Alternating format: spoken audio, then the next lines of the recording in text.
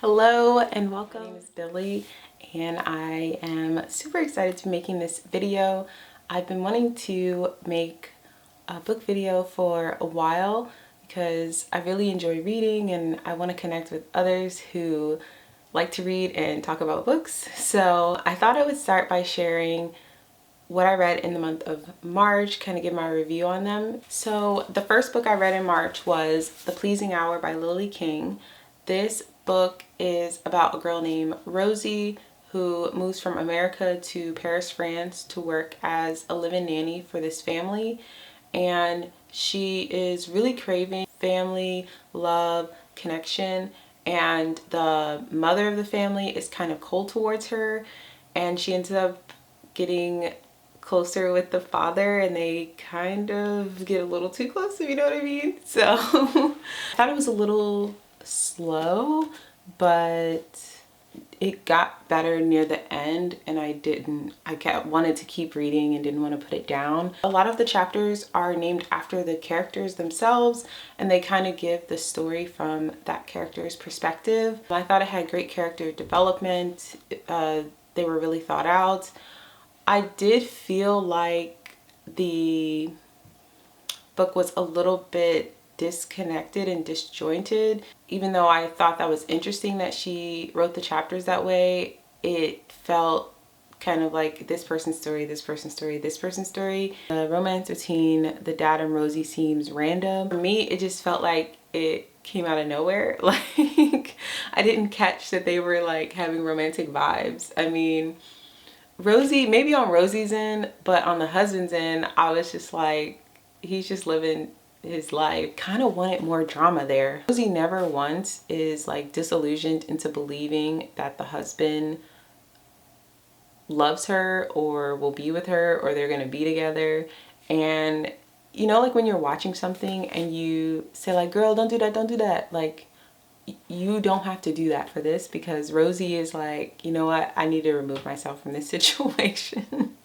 And she goes off to work for a elderly friend of the family, and that's where she kind of learns more about why the wife is how she is. I wanted more drama there. I wanted more drama with the wife and Rosie. I wanted more drama with Rosie and the husband. Like, it wasn't messy enough. Overall, I gave this book a 3 out of 5. I definitely enjoyed Lily King's Writers and Lovers more, but I thought this was a decent read, and I believe this was her first novel, so I think she gets better. I haven't read all her books, but comparing them, I think she got better. The second book I read in March was Clap When You Land by Elizabeth Acevedo. This book is about two girls who find out that they are sisters after their father dies in a plane crash. So one of the girls lives in New York, the other lives in the Dominican Republic, and the dad basically throughout their life has just gone back and forth, and with him dying they kind of find out that the other exists, and that's the basic plot of this book. I wasn't wowed by the plot. I did think it was a little expected and predictable. This book is not written in a typical like novel form.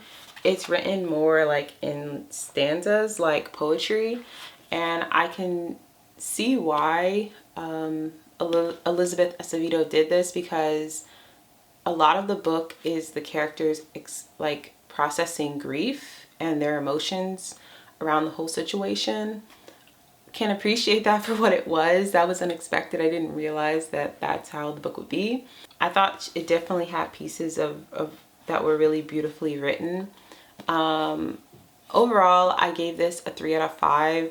Like I said, it's a lot of them processing grief. I felt like a lot of the book was just them being sad and them finding out about the other. I thought more of the book would be of the two sisters interacting, and I wanted more of that, but it kind of comes at the end. Overall, a good read, but it just didn't meet my expectations. The last book I read in March was Pachinko by Min Jin Lee. I really enjoyed this book. Follows a family through like 4 generations, and it's about basically this girl named Sunja. She falls in love with this businessman in Korea, and she becomes pregnant, and when she tells him, he tells her that I'm married and I have a Japanese wife and 3 kids, and which is a total shock to her.